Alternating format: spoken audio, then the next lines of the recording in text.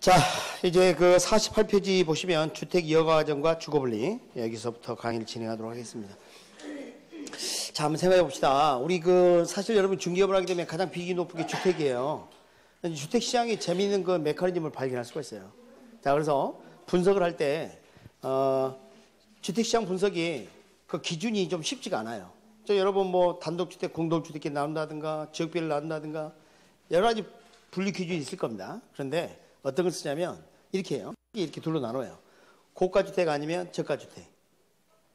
여기서 말하는 고가주택이라는 것은 여러분이 아시는 뭐 9억 초과주택 이게 아니에요. 그냥 일정 수준 이상의 주택이다 이렇게 생각하시기 바랍니다. 그리고 여기 살아서 다시 여기 입주해서 사는 사람을 상대적으로 고소득층, 저가주택에 사는 사람은 상대적으로 뭐 저소득층 이렇게 하자는 거예요. 여러분 교재 그 우측에 그림 밑에 보면 고가주택과 저가주택 시장 이야기, 그 다음에 2번 일정 수준의 실직을 금지한 경우 그래가지고 뭐 적혀 있죠. 그걸 보면 이제 알게 될 겁니다. 알게 될 건데, 자 이렇게 한번 해봅시다. 고가주택 신규 주택이 있다. 예를 들어서 뭐 고급 아파트가 있다. 신규 아파트가 있다. 그럼 처음에 누가 산다고 본다고요? 고소득층이 산다고 봐. 근데 시간이 지나면 어떻게 돼요? 점점 질이 저하되고 가격이 하락할 가능성이 높아져요. 자, 질이 저하되고 가격이 하락했지만 재건축이 확정이 안 된다면 그게 계속 지속될 가능성이 있어요. 맞죠? 그러면 수도꼭지 녹물 나온다? 우리 집에 녹물 나온다? 그러면 고속층 여기 살고 싶어? 이사가고 싶어요? 이사가고 싶어 한대. 새 집으로 이사 가버려. 그럼 빈집이 생기죠? 이걸 우리가 공가라고 그래요. 자, 그럼 여기 이제 누가 들어오기 시작하냐면 저소득층이 들어올 수가 있어요. 재건축이 확정되면 상황이 좀 달라질 수 있어요. 그렇지 않다고 친다면. 재밌습니다. 이걸 이제 필터 프로세스라고 그래요. 여러분 필터를 봐봐요. 물이 들어왔다가 통과해서 나가죠. 이게 주택이 가만히 있는데 고소득층이 들어와서 살다가 빠져나가고 저소득층이 들어온 거하고 비슷하지 않습니까? 그래서 이거 필터 프로세스라고 그래요. 요거 하죠. 또는 필터 이펙트라고 부릅니다. 그래서 하죠, 표현이. 자, 그런데 조금 전에 고소득층이 살던 이 고가주택이 이제는 저소득층이 사는 저가주택으로 바뀌었죠. 이러면 아래로 하향 필터링 다운 프로세스를 아래로, 알겠습니까? 하향 여과. 무슨 여과? 하향 여과. 만약에 재건축되거나 재개발돼서 새 집이 됐어요. 그럼 이제 누가 들어와서 살까요? 고소득층이 들어옵니다. 기존의 저소득층 살기 힘들어요. 그 차이만큼 지불 능력이 안 돼. 그럼 고소득층이 들어오게 되면 필터링 업, 무슨 여과? 상향 여과 이렇게 합니다. 자, 시험 문제를 보시면 여러분 48페이지에 하향 여과와 상향 여과에 대한 정의 있죠? 이걸 제대로 이해하고 있는가 이런 거 문제를 좀 구성하고요. 자, 오른쪽 그림 가지고 뭔가 설명 좀 하겠습니다.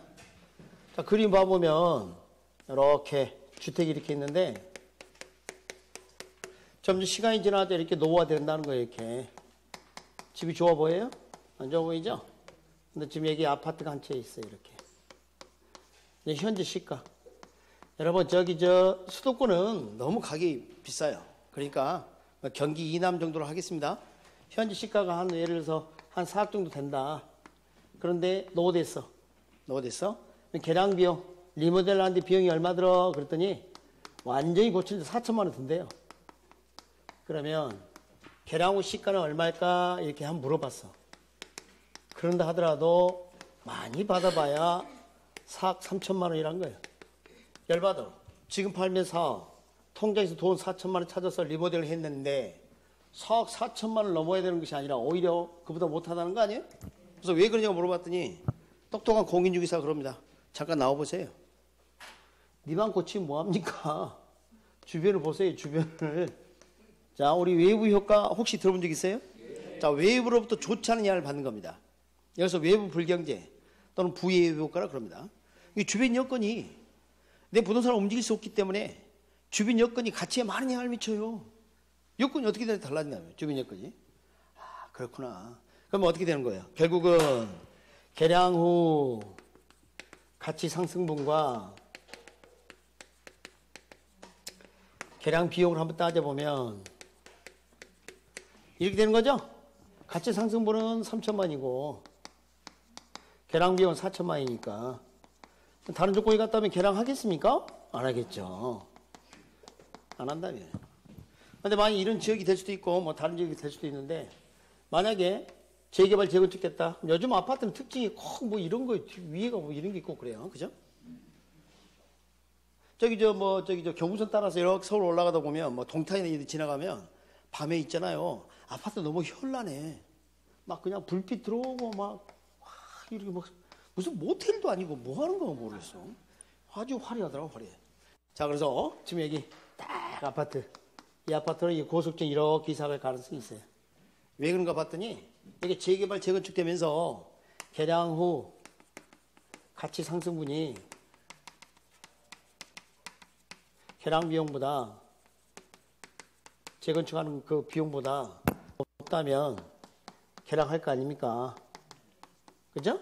이렇게 될 가능성이 있어요. 여기 누가 들어왔어요? 고소득층. 그리고 무슨 여과? 상향 여과.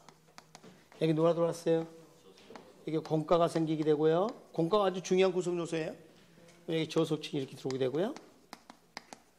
이걸 하향 여과 이렇게 볼 수가 있습니다. 하향 여과. 그럼 여기 이제 누가 살아요? 고소득층이 살게 돼요. 시간이 지나면. 맞습니까? 여기는 저소득층이 이렇게 살게 되고. 자, 여기서 이제 알아야 할 용어 하나 있는데 주거분리라는 표현입니다. 주거분리. 고소득층 주거지역과 저소득층 주거지역이 분리되는 걸 뭐라 한다? 주거분리. 여러분이 조심해야 될 게 이제 직주분리라는 표현도 있어요. 그건 직장과 주거지가 나눠지는 거야. 혹시 실수할까봐 어디 적어놨을 거야 아마. 그죠? 네, 위쪽에 박스 보면 셋째 줄이 있죠? 주거분리는 주거지가 분리되는 거지 직주분리가 아님 이렇게 해놨어. 이것도 수험생들이 질문하니까 반영이 되는 거예요. 아니 무슨 분리가 하나 또 있었던 것 같은데 그건 뭐죠? 이러는. 그럼 이래요. 네 죽어볼래? 죽어볼래 이렇게. 자, 그러면 여기 봐요. 여기는 이제 경계지역이 이렇게 있을 수 있겠죠? 재밌는 게 여러분 고가 아파트 고급주택이 이렇게 있어요. 그럼 1동과 한 뭐 20동까지 있는데 1동과 2동 쪽 창문을 열면 한강이 보이거나 뭐 북한산이 보이거나 경치도 좋거나 막 그래 뷰가. 근데 19동 20동을 창문을 열어보면 얘가 보여. 그럼 이쪽으로 갈수록 같이 낮아진단 말이에요. 할인 거래될 가능성이 있겠죠? 얘들은 이쪽으로 갈수록 뭐? 할증 거래될 가능성이 있고 이렇게 현상이 연출될 수가 있습니다. 이런 걸 물어봐요 시험에. 시험에 물어봅니다. 저게. 그럼 잠깐만요. 여기 원래 누가 살았어요? 원래 고속지 살았죠. 그래서 이제 고속지 나머지 이사 안 가고 여기만 딱 비었어요. 공가가 생겼어요. 저속지 이제 들어오기 시작하겠죠. 처음에 이사 오는 저속지 이삿짐 보면 가관입니다. 니아카를 끌고 와요. 까만 솥단지 엎어가지고 이불 막 뒤집어 씌우고 상상돼 버렸죠. 타이로 만든 고무줄 묶어가지고 막 끌고 올라와. 기존의 고속지 쳐다보면 헐, 허걱 막 이러죠. 동질적으로 느낀다, 이질적으로 느낀다. 이렇게 이질적 요소가 처음에 개입되는 현상을 인베이전, 침입 그럽니다. 인베이전, 침입. 침입자가 나타났다. 뭐 이런 느낌이 든다는 거예요. 종래까지 교체됐다. 여러분, succeed의 명상, succession. 그게 뭐냐면 계승됐다. 승계, 천이 또는 계승 이렇게 합니다. 정력이 교체되면. 여기 봐요. 여기는 재개발, 재건축하기 전에 어떤 상황이었어요? 노후된 주택이 있거나 아니 뭐 신도시 개발한다 그러면 그 이전에 농촌지역이었거나 그렇지 않았겠습니까? 근데 이제 누가 들어와? 고속층이 들어와. 갑자기 막 차가 달라. 무슨 차인지 알겠죠? 네, 그래서 침입, 그다음에 천이 계승 이런 현상이 벌어진 거예요. 그런데 생각해보면 말입니다. 자, 여기 봐요. 여러분 시간이 흐를수록 저절로 이런 현상이 벌어져요. 그냥 놔둬도. 그래서 이것을 능동적 순환이라 그래. 근데 이 같은 경우는 우리가 인위적으로 재건축, 재개발을 하지 않느라 이런 결과를 가져오지 않죠. 그래서 수동적 순환이라 그래요. 여기까지는 아직 안 나왔어. 그러니까 여러분 이제 왼쪽에 그 용어도 같이 공부를 하면 참 좋겠어요. 왼쪽 하단 봐봐요. 하향여가 뭐라 돼 있어요? 옆에 능동적 순환, 저절로 일어남. 알았습니까? 그 다음에 사향여는 뭐예요? 수동적 순환. 그렇죠? 거기다가 뭐 재건축 뭐 이런 식으로 한번 적어봐요. 수동적 순환, 재건축 이렇게 해봐요. 재건축은 누가 해요? 스스로 해요? 인간이 해요? 인간이. 하향여가는 시간이 흐를수록 저절로 되는 거 맞죠? 저절로 능동적 순환, 지 스스로. 구분할 수 있겠습니까? 네. 지금 여러분 그 여학적으로 강의하고 있지만 사실 기본서보다 더 충실하게 지금 해드리고 있다고 저는 느끼고 있어요. 좀 이 정도 해야 합니다. 이 정도 딱 해야 정착이 딱 되는 거야. 튼튼하게. 자, 그리고 사실은 이제 여러분에게 필요 없는 그래프 분석이 있어요. 그건 시간만 낭비야. 뭐 출제도 된 적이 없고, 그래서 이제 결론만 이렇게 기억하면 시험을 볼 수 있도록 이렇게 좀 할 수가 있는데, 여러분 그 49페이지 하단을 보면 주택의 여가 과정의 주요 결론 양가를 3번 찾았나요? 네. 이야, 신기하게 별표를 쳐놨네. 왜? 출제자들이 요표를 쓰니까 그대로. 그래서 한번 보도록 할게요. 제가 읽어드릴게요. 첫 번째, 대상 주택에 대한 가치는 여기 중요한 말이 나왔죠? 인근적 이용의 상황에 따른 외부 효과.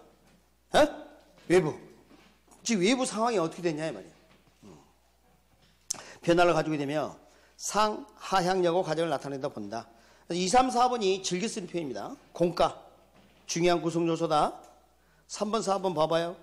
이런 여건이 정상적으로 작동하면 둘째 줄 주거의 질이 개선되고, 네 번째, 4번 주택 공장 증가에도 기여한다. 자, 이거 결론입니다. 그러면 원래 뭐 저가주택, 고가주택 이렇게 나눠서 분석하는 게 있는데 그건 여러분한테 중요하지가 않아요. 이것만 시험이 나오니까. 자, 들어봐요. 여러분 70년대 하향여가 된 새 아파트가 이제 하향대가 된 케이스하고 최근에 신축된 아파트가 시간이 지나서 하향여가 되는 경우하고 어떤 게 질이 더 높아요? 최근 게. 그러니까 70년대 아파트 지금 비교가 안 된다니까. 그 다음 또 하나.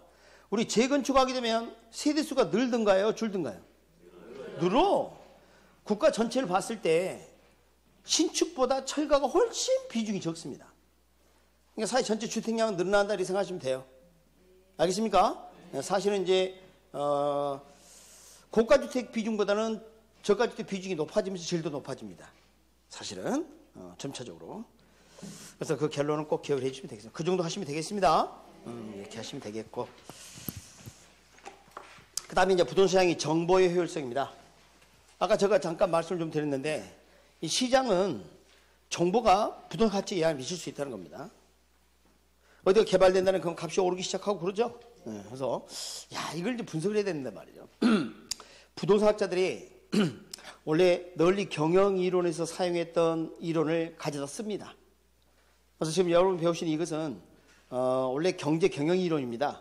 근데 이제 부동산에서 가져왔는데 효율적 시장 가설이에요. 가설. 그러니까 우리가 가설은 사실을 모르고 이걸 딱 대하게 되면 현실 시장을 그대로 설명한다고 착각을 합니다. 그건 아니거든요. 그래서 좀 잘 들어보시기 바랍니다. 먼저 이 효율적 시장 가설. 효율적 시장이 뭐냐 이렇게 나눕니다. 정보가 지체 없이 시장 가치에 잘 반영되는 시장. 시장 가치에 지체 없이 잘 반영되는 시장. 이렇게 이제 표현을 하고요. 그러면 이 정보가 뭐냐에 따라서 이제 나누겠다는 거예요. 시장 유형을. 정보가 뭐냐에 따라서. 그럼 우리가 이제 관점을 세 가지로 볼 수가 있어요. 세 가지 영역으로 나눌 수가 있어요. 과거로부터 현재까지 추세, 과거 정보. 현재 공표된 정보와 관련된 현재 정보. 입수 가능한 정보. 그리고 미래 정보, 내부 정보. 이렇게 세 가지로 나눌 수가 있어요. 그래서 탁상에서 이렇게 나눕니다. 자, 정보가 어떤 유형이냐, 어떤 정보까지 시장가치 반영되느냐에 따라 탁상에서 셋으로 나눴어요. 가설이에요. 이런 정보까지 반영된다라고 보고 셋으로 나눴어. 자, 첫 번째가 약성 효율적 시장. 두 번째가 중강성 효율적 시장. 세 번째가 강성 효율적 시장 이렇게 나눴습니다. 자, 다시 한번 weak, semi-strong, strong 이렇게 나눴는데 준약성 그러면 약성보다 적은 것으로 이해해. 그죠? 그러니까 요 사이는 그냥 중강성 이렇게 한 거예요. 별 의미 없어요. 그리고 약성 효율적 시장은 이렇다라고 가정하자. 과거 정보, 과거의 추세적 정보가 잘 반영되는 시장이라 하자. 여러분, 지금 과거 정보가 반영된 시장이라 했죠? 과거 정보가 100% 반영된 거다, 일부만 반영된 거다? 100%지. 아무 말 없잖아요. 절반만 반영된다 그런 말 없잖아요. 그러니까 지금 과거정보 100% 반영되면 약성 효율적 시장으로 가자. 그럼 중간성 어떻게 하냐면 과거정보와 현재 정보, 현재 공표된 정보, 이 두 가지 정보가 100% 반영된 시장을 뭐라 하자? 중간성 효율적 시장이라고 하자.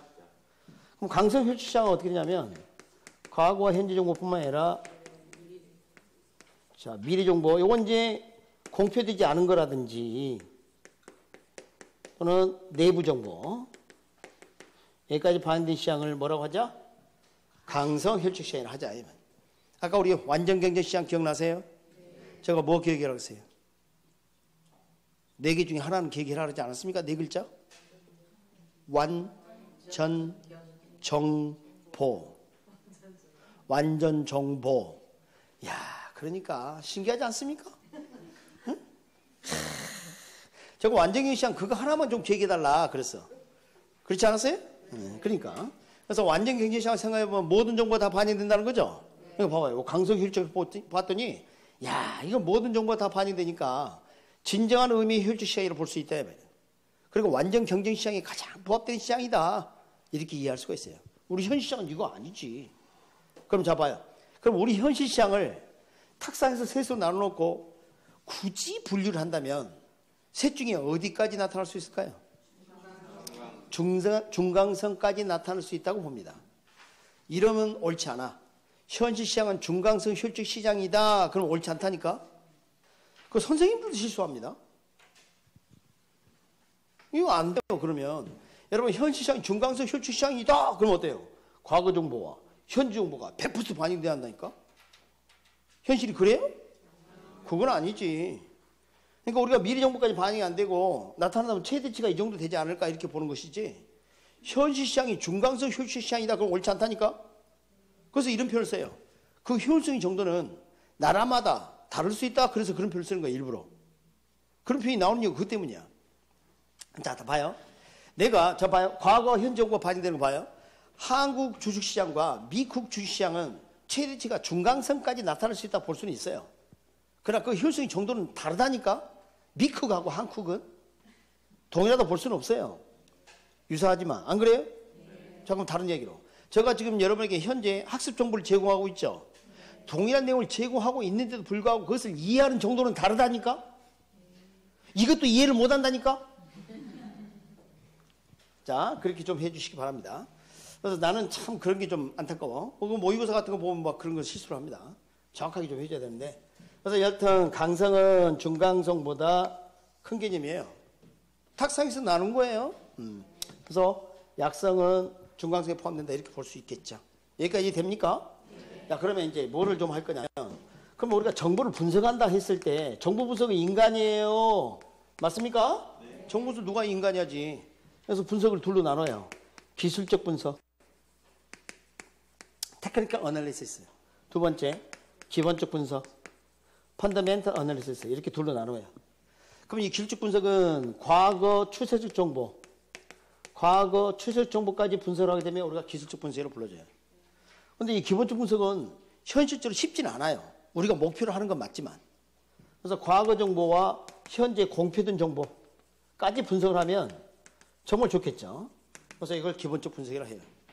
그러니까 우리가 지금 목표로 하는 것은 여기까지 하면 대단한 거예요. 현실적으로 쉽지 않습니다, 사실은. 최대치가 이거야. 여기까지 분석하는 게. 여러분, 기본적 분석하기 쉽지 않다는 거 이야기해 볼까요? 돌아서면 과거거든. 여러분 그 주식시장에 분석을 하고 뭐 그래프 그리고 막대 그리고 그런 거 있죠? 다 기술적 분석이야. 과거치지. 현재치는 바로 반영되자마자 과거치가 돼버리는 거예요. 그래서 이게 쉽지가 않단 말이죠. 그 미래 정보를 분석하는 게 있을까요? 여러분이 미래 정보를 어떻게 분석해, 인간이? 아, 있다. 길에 보면 그 돗자리 깔고 앉아 계신 분. 근데 그 오늘 돈 벌라고 집에 가다가 소매치기 당한다는 거 아닙니까? 아, 지 미래도 모르는데 여러분 미래를 뭐 그래서 가지 않도록 합니다. 예? 그럼 그걸 왜 봐, 그런 걸? 근데 좋은 일이 있을 거라고 하면 왠지 기분은 좋죠. 상담이야. 그냥 기분 위로받으러 가는 거예요, 위로. 그러니 성당 가서 기도 한 번 더 하는 게 낫겠다. 안 그래요? 그쵸? 그게 더 낫지. 차라리 뭐 거기서 그 돈을 거기다 복제로 있는. 우리 집사람도 그냥 있잖아. 내년에 좋아진대. 그러면 기분이 좋더라고. 기분만 좋을 뿐이야 그냥. 근데 한 번도 좋아진 적이 없어. 여하튼 간에 자 이렇게 해서 분석을 두 가지로 나눴습니다. 가설입니다. 잘 봐요. 어떤 사람이 여기서 기술적 분석을 했다는 거 아니에요? 그럼 어떤 일이 벌어질까요? 가설이 여기는 과거 정보가 100% 반영되고 있는데 과거 정보를 열심히 분석하면 남들보다 우수한 정보를 얻을 수 있는 것은 없어요. 여기가 석기 시대인데 석기 들고 나타나봐야 별 차이 없다니까. 알았습니까? 그러니까 아까 우리 정상이윤과 초과이윤 배웠죠? 정상이윤은 얻을 수 있을지 몰라도 초과이윤은 얻을 수 없어요. superior information, 우수한 정보라는 게 있을 수 없기 때문입니다. 그래서 초과이윤이 불가능합니다. 동의하시죠? 근데 이런 데는 만약에 이런 시장이 있다면, 만약에 현재 정보나 미래 정보가 있다면 초과이윤을 얻을 수 있겠죠? 그럴 때는 초과이윤이 가능할 수 있어요. 자, 이건 어때요? 어떤 사람이 약성혈주 시장에서 기본적 분석을 하고 있대. 그럼 그 사람 무슨 정보까지 입수한 사람이에요? 현지 정보 이거 같지. 요거 하면 기본적 분석을 가지고 있는 것 똑같아. 기본적 분석. 기본적 분석을 하는 사람이 있다면 그것은 현지 정보를 입수한 사람이지. 그런 사람 초과이윤을 얻을 수 있겠죠. 잠깐 이거 봐봐요. 이 기술적 분석을 여기서 하면 어떻게 돼요? 석기 들고 청동기 시대에 나타나는 거랑 똑같아. 여기서 하면 어떻게 돼요? 석기 들고 철기 시대에 나타나는 거랑 똑같아. 그냥 찔려 죽고 잘려 죽고 그래. 응? 안 그래요? 그럼 여기서 어떤 사람이 기본적 분석을 한다. 그럼 어떤 상황이 될까요? 지금 봐봐요. 철기 시대, 아니야. 청동기 시대, 청동기 들고 나타난 거예요. 초과를 얻을 수 있어요, 없어요? 없어요. 여기는 철기가 있으면 좋겠네요. 느낌이 와요? 그래서 여기서 미리 정보가 있다면 초과를 얻을 수 있죠. 초과이 가능하다. 여러분, 초과이를 얻을 수 없다는 이 표현하고 정상 이윤도 얻을 수 없다 그렇게 이해하시면 안 돼. 초과이이 불가능하다 그랬지 언제 정상이윤 얻지 못한다 그랬어요. 자신이 노력한 만큼 볼 수 있다니까. 가능합니다. 그것은. 이것은 이렇게 되고. 자, 여기는 어때요? 분석 불필요합니다. 분석 불필요. 아니 모든 정보가 다 반영되는데 무슨 분석을 해. 다 알고 있는 걸 분석합니까? 지금 1시 18분이에요. 1시간 뒤에는 몇 분이에요? 몇 시 몇 분이에요? 2시 18분이지. 그걸 분석해 안 해? 똑같다니까. 아까도 한번 이야기했잖아요. 아는 걸 왜 분석하냐고. 그죠? 왜 분석해? 그러니까 사람들이 좀 그래. 다 결혼하고 나면 잡힌 물꼬리라 생각해가지고 응? 태만해지고 말이지. 항상 분석을 해야 돼. 그래서 여기서는 정보를 가지고 뭐 할 수 없다? 초과는 얻을 수 없다. 이 말이에요. 오케이? 자, 또 묻겠습니다. 우리 현실 시장은 어디까지 가능할 수 있다고 봐?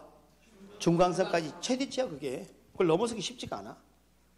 그러면 현재 정보를 제가 공표합니다. 알았습니까? 현재 정보. 제가 눈 마주쳤죠?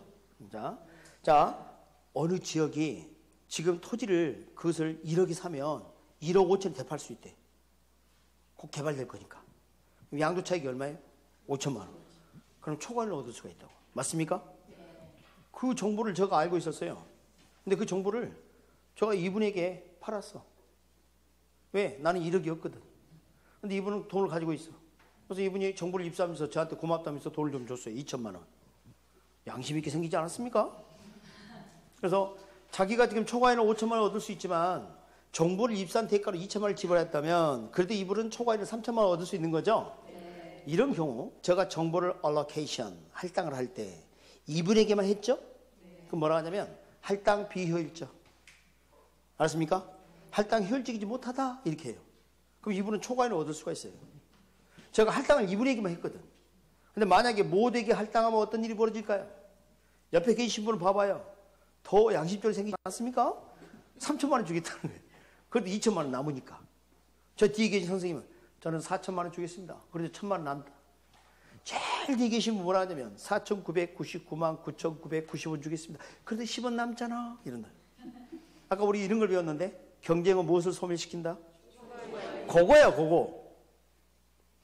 그래서 할당 효율적이 되게 되면 경쟁을 통해서 초과이 소멸된다는 겁니다. 이 정보 가치가 5천만 원을 했었을 때 이 정보를 입수하는 비용도 5천만 원이 돼버린다는 거예요. 그래서 위험을 감안할 때 부동산 투자 수익률과 다른 투자 수익률이 서로 같도록 할당되었음을 의미해. 무슨 말이냐고? 부동산에 투자했을 때는 5% 수익률을 얻게 되는데 다른 사업에 투자했을 때 2% 수익률을 얻게 된다는 사실을 모두 알고 있다면 다 부동산에 투자합니다. 그럼 부동산 가격이 싸져요? 비싸져요? 비싸죠. 초과이 사라진다니까. 이해하셨어요? 네. 그런 경우 뭐라 한다? 할당 효율적이다 이렇게 합니다. understand? 네. 여러분 그 50페이지 하단을 보면 50페이지 하단 찾으셨어요? 네. 그래서 할당 효율성과 그 개념과 뭐 균형 나와 있어요. 1번 부동산 투자와 다른 투자 대안에 따른 위험을 감안했을 때 부동산 투자 수익률과 다른 투자 수익률이 서로 같도록 자원이 할당되는 것을 의미하고 궁극적으로 임대료 수익률과 다른 투자 대안 수익률이 같아지는 수준에서 균형을 이루게 된다 이 말이에요. 우리 부동산 투자는 제가 뭐라 했어요? 임대사업이라고 그랬죠? 그러니까 이런 말이 나오면 같은 이야기다 이렇게 하시면 되는 거예요. 얘가 이해되십니까? 자, 부동산 가치 계산은 좀 이따, 부동산 정보 가치는 좀 이따 하도록 하고요. 그 51페이지 가운데쯤 보면 동그라미 2번에 부동산 투기가 성립되는 이유 그거 나와 있죠? 그거 좀 먼저 하겠습니다. 그걸 먼저 하겠습니다.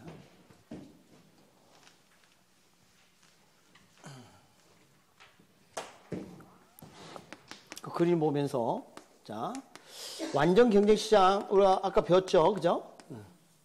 완전시장. 우리 현 시장은 불안정인 시장은 완전 경쟁시장. 불안정 경쟁시장이라고 볼 수 있겠죠. 자, 완전 경쟁시장은 정보를 돈 주고 살까요, 안 살까요? 안 사지. 정보 사세, 너 그 토지 이렇게 사면 이러고 저기 대판다고 그 얘기하려고 그러지 너. 그 몇 번째 토지 다 알아. 그러니까 여기는 정보 비용이 있다 없다? 정보 비용 없다니까요. 정보 비용 뭐 없습니다. 그럼 우리 현 시장은 어떤 거예요? 불안정 시장이죠? 1번 정보 비용이 있다. 2번 정보 비용이 있을 수도 있고 없을 수도 있다. 자, 1번 정보 비용이 있다. 손 들어봐요. 모르겠으면 책을 봐. 적혀 있잖아. 정보 비용이 있다고. 정보 비용이 존재로 돼 있잖아. 없을 수 없다니까?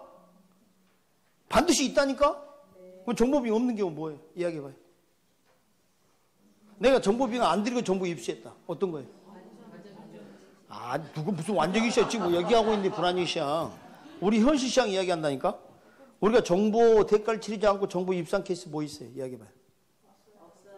그러니까 정보 비용이 존재하지. 그래도 납득이 안 돼. 말은 그렇게 겸액이 빠져나갔는데 내가 인터넷을 통해서 정보를 입수했습니다. 공짜 아닙니까? 아닙니다.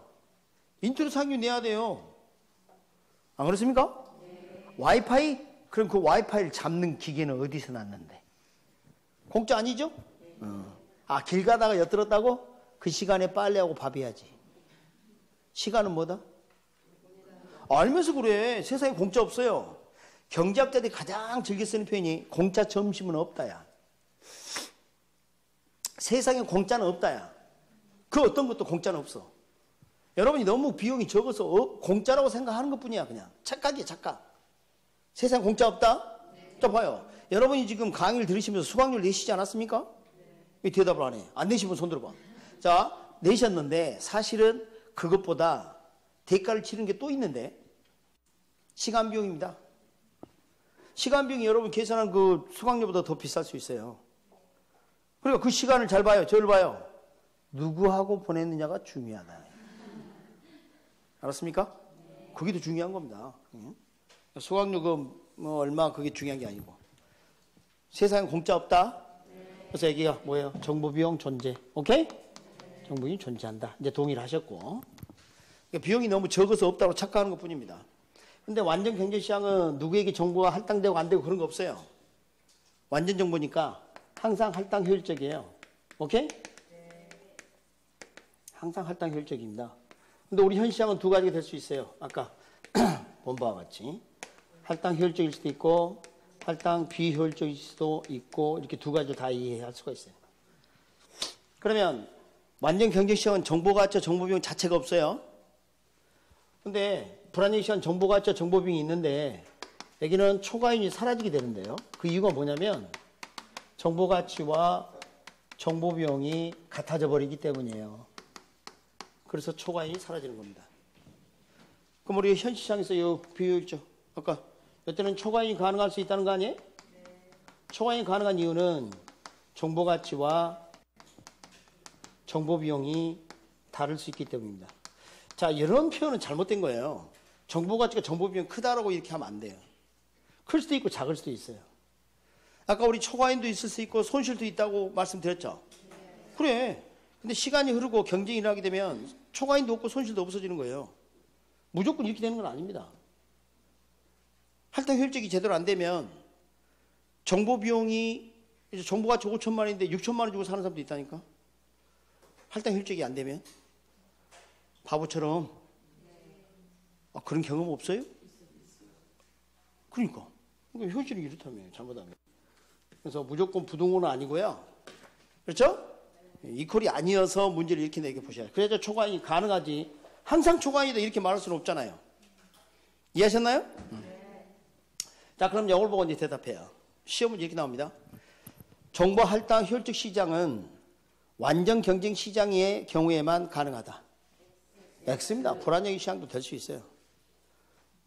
잊지 마세요. 저 그림을 잘 봐봐요. 그러면 자, 완전 경쟁 시장은 정보 할당 비효율적일 수 있다. 완전 경쟁 시장은 정보 할당 비효율적. 화살표 갔어 안 갔어? 완전 정보인데 정보 할당 비효율적인 게 어디 있어? 완전 정보인데. 알겠습니까? 네. 그러면 정보 할당 비효율적일 수 있다 그러면 초과인을 얻을 수 있다 이렇게 되잖아요. 그거 아니라니까. 지금 그래서 그림을 그려준 거예요. 응? 자, 그럼 또 대답합니다. 우리 현실 시장에서 투기 등으로 초과 이윤을 얻는 것은 불안정 경쟁 시장이기 때문이다. X. 할당 효율적이면 초과인을 얻을 수 없을 수도 있어. 인간은 모두 아이를 낳는다 그러면 틀리잖아. 여성분이 낳잖아. 맞죠? 그러니까 불안정 경쟁 시장 여사라기보다 할당 효율적이지 못하기 때문이다. 그림 밑에 적혀 있어요.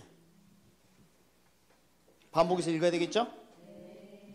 핵심적인 걸 잘 정리해놨다고 봐요. 그렇다고 봐요. 응?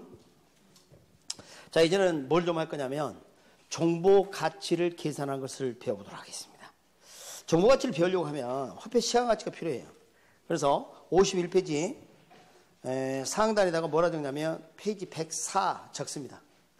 페이지 104 적고 화폐 시간 가치 이렇게 적어 놓습니다. 화폐의 시간 가치 51페이지 꼭대기에다가 페이지 104 이렇게 적고 화폐 시간 가치 104페이지 가봐요. 104페이지.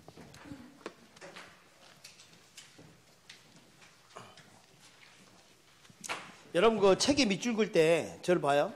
우리 이제 그 수험생들이 중압감이 좀 시달리는 경우가 있는데 밑줄 긋을 때는 절대 볼펜을 하지 않도록 합니다. 연필로 하되 뭐가 이렇게 막 적혀 있어. 이렇게 적혀 있잖아요. 여기 봐봐요. 여기서 밑줄 그을 때 자로 탁 이렇게 했잖아요. 오히려 눈에 안 띄어. 어? 약간 삐뚤삐뚤하다도 이렇게 그어요 그냥. 알았습니까? 자로 긋는 걸 스트레스 받지 말고 훨씬 눈에 잘 들어옵니다. 알았어요? 뭘로 한다? 연필로. 밑줄은 연필로 해요. 빨간 거 파란 거 그거 하지 마. 그냥 연필 해.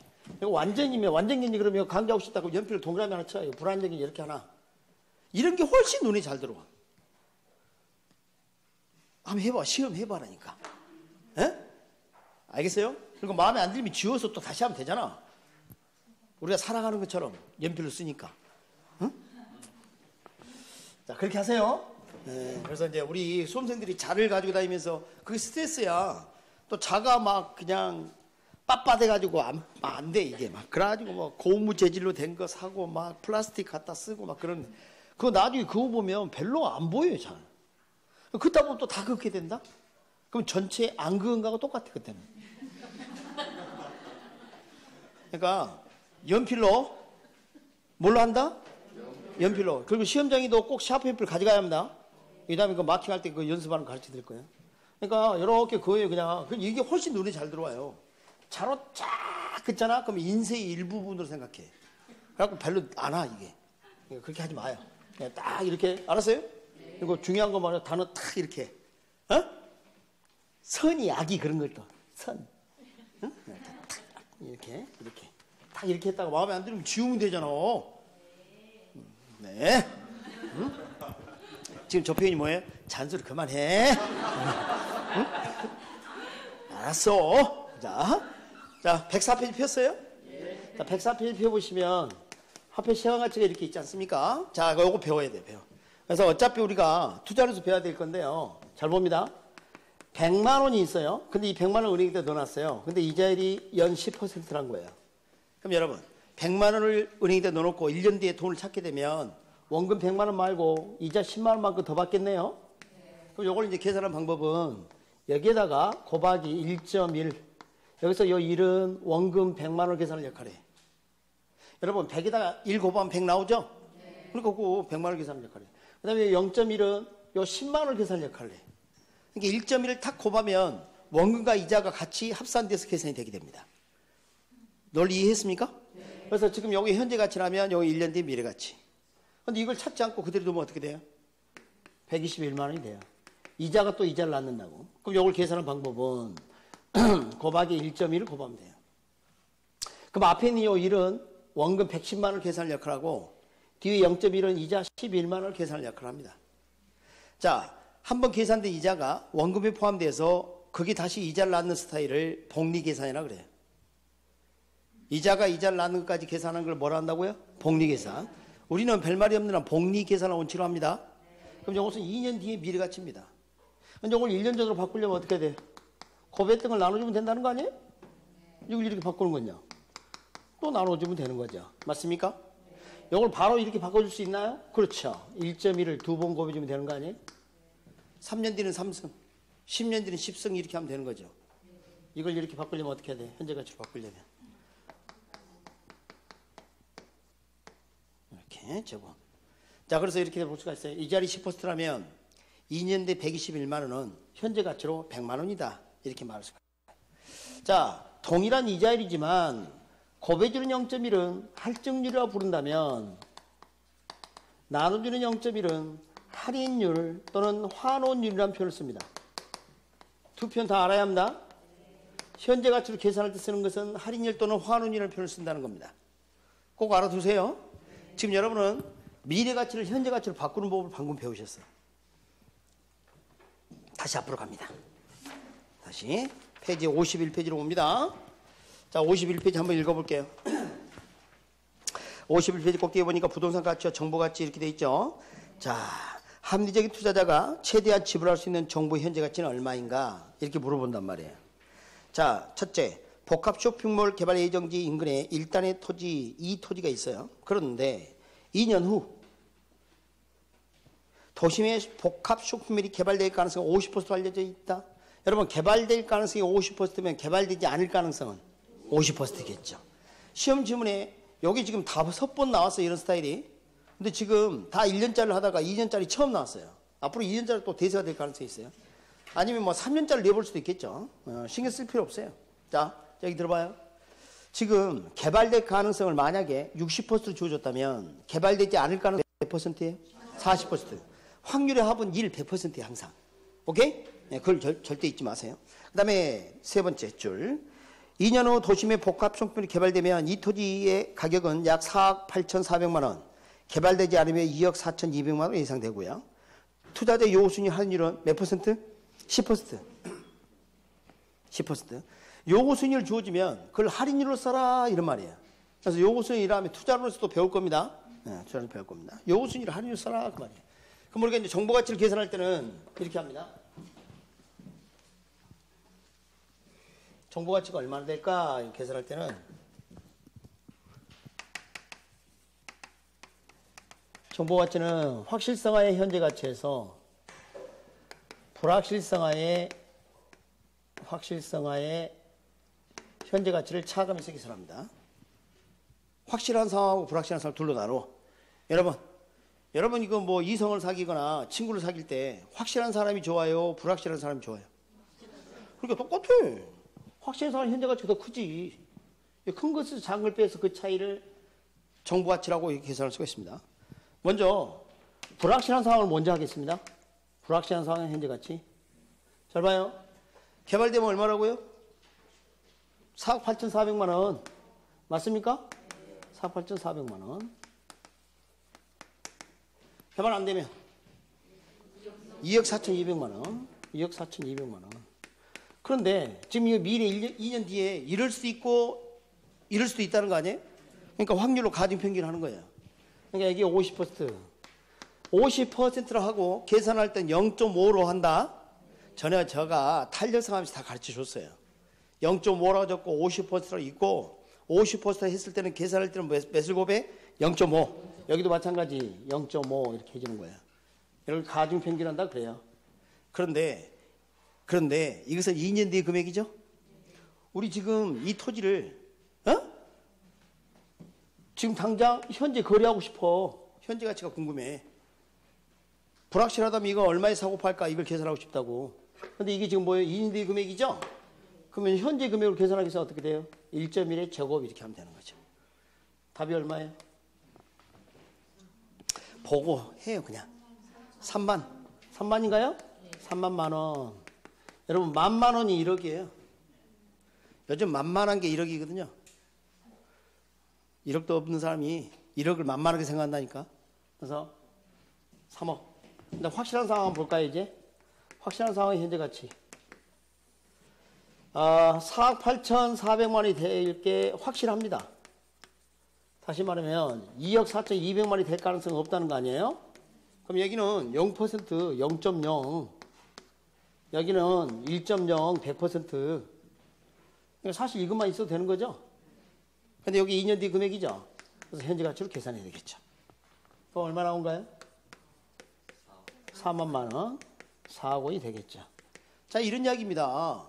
개발될지 안 될지 불확실한 경우 주의할 게 있습니다. 확률이 100%가 아니면 다 불확실입니다. 아셨어요? 개발될 확률이 70%, 그렇지 않을 가능성이 30% 하더라도 그것은 불확실이야. 확실이 아니잖아요. 이해하셨어요? 그러니까 불확실하다, 개발될지 안 될지 불확실한 경우에 이 토지는 3억이 거래되는 게 맞고요. 개발이 확실하다면 지금 당장 4억이 거래돼야 되는 게 맞다는 겁니다. 그럼 이걸 확실하게 해주는 것은 정보의 힘 아닙니까? 이 차이만큼이 정보 가치라고 보는 거예요. 그래서 결국은 40,000,000원에서 30,000,000원 이렇게 차가면서 정보 가치는 얼마? 10,000,000원, 1억 이렇게 되는 거죠. 오케이? 그런데 자 들어봐요. 정보 가치가 1억인데 어떤 사람이 이 정보를 입수하면서 3,000,000원만 지불했답니다. 그럼 이 사람은 현재 시가, 현재가로 해서 현재 가치로 해서 7,000,000원의 초과를 당장 얻게 되는 거예요. 맞죠? 근데 만약 이런 경우라면 할당 비효율적인 거예요. 만약 할당 효율적이 된다면 정보 가치가 1억이라 했을 때 이 정보를 입수하는 비용도 얼마가 되어버린다? 1억이 되어버린다면 때는 초과이 존재하지 않더라. 이해되셨어요? 자, 여기까지. 자, 거기 51페이지 디귿 정보가치 계산하는 게 나와 있고, 만약 이런 표현이 있나요? 정보시장이 공개되어 경쟁적일 경우 우수한 정보는 없다. 왜? 초과이 소멸될 때까지 정보비 증가하기 때문이다. 그 우수하다고 볼 수가 없어. 뭐 남는 게 없죠. 초과이 없으니까. 오케이? 네, 그렇게 볼 수 있겠습니다. 자, 오늘 여기까지 하고요. 오늘 뭐 배웠는지 전체 좀 틀을 좀 정리하고 가겠습니다. 38페이지. 복습해라고 안 하니까 제가 좀 해줘야지. 강압적으로 좀 해줘야지. 뭐. 자, 거기 보면 수요 공급이 동시 변하는 경우 있었죠? 자, 어떻게 됐습니까? 자, 수요 공급이 동시 변하면 재미있는 게 균형 가격과 균형 수급량 또는 거래량이 두 가지가 자, 어느 하나는 같은 방향, 둘 중에 나머지 하나는 반대 방향. 반드시 그렇게 되다는 겁니다. 반드시. 그래서 이제 문제는 뭐예요? 반대로 움직이는 게 문제 아닙니까? 크게 젖었다. 그럼 무조건 크게 변한 것과 결과가 같다. 크게 같다. 그것은 뭐? 불변, 상쇄돼서. 크게 안 젖으면 알 수 없다. 그리고 또 알아야 될 게 탄력성 결과가 양의 변화율인데 양 변화가 큰 그래프일수록 길이가 완만해서 길이가 작아서 가격 변화는 작게 나타나더라. 비탄력적이다. 그러면 양 변화가 거의 아니라는 거죠? 줄어드는 거죠? 양 변화 적다. 그러면 길이가 커지고 가팔라져서 가격 변화가 커지더라. 이걸 꼭 기억해 주시고. 오케이? 네, 그거 좀 알아주시고. 자, 그 다음에 우리 경기 변동을 좀 배웠습니다. 뭐 경기 변동, 우경사 비대칭, 짧은 확장, 긴 수축. 그림을 보니까 확 떠오르죠? 네, 그렇게 아시면 되겠고. 정말 좀 중요한 게 뭐냐면 주기 순환 구민이 명백하거나 일정치 않다 이 표현입니다. 분명하거나 일정치 않다 이런 표현도 쓸 수 있고요. 명백하거나 일정치 않다 또는 분명하거나 일정치 않다. 이건 부동산 경기는 물론이고 일반 경기도 그렇습니다. 자, 그리고 우리 경기 그 부문별로 이렇게 나눠보면, 유형을 나눠보면 주거용 부동산 같은 경우는 일반 경기하고 역행하는 경향이 있어요. 전제 조건이 있습니다. 정부가 시장에 개입하지 않는다고 했을 때 되게 그 이전에 개입해요, 다. 그러니까 항상 시험 문제는 다른 조건을 모아다 보니까 동일하다 보니까 전체 평균 내기 되면 어떻게 되고요? 후회하는 경향이 있더라. 경기 측정 지표 가장 많이 쓰는 게 공급 측면에 있어서는 착공량, 수요 측면은 거래량, 가격은 보조 지표를 쓰게 되는데 가격이 비싼 걸 보고 경기가 좋다고 판단했다. 그럼 X예요? 옳지 않습니다. 그래서 그런 부분 주의해 주시고, 그 다음에 우리가 수요랑 분명히 명백하고 일정치 않다는 이유는 뭐 때문이야? 계절적 변동이 있고 장기적 변동이 있고 무작위적, 불규칙적, 우발적 변동이 있어서 그렇죠.